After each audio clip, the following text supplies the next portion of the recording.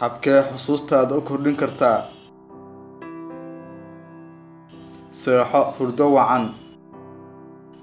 Hurdo yaridu waxay ku horseedaa dhibaatooyin saameeya xusuustaada.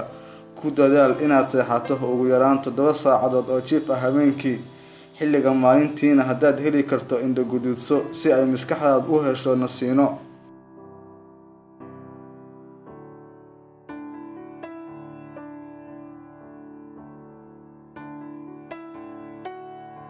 Iska ilaali qorsheynta badan.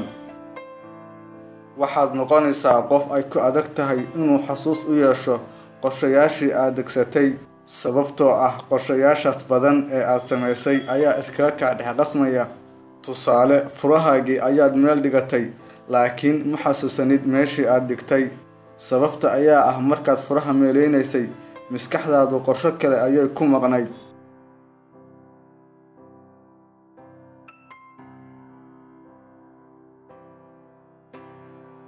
Jimicsi samee. Ha isdhihin jimicsigu wuxuu kaliya u fiican yahay murqahaaga, laakiin ogow inuu u fiican yahay caafimaadka maskaxda. Jimicsiga joogtada ah ayaa sameynaya inuu dhiiggu wareego, jirkuna sii daayo hormoono kor u qaada habsami socodka shaqada maskaxda, xusuustana ku siyaado.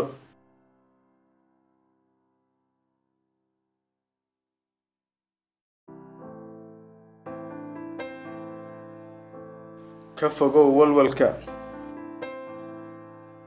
Walwalka ayaa joojiya habsami socodka hormoonada, xayrta nooca lipoproteins iyo dhacamada kale ee quudiya maskaxda, kuna horseedaysa hamidumis iyo xusuus yari.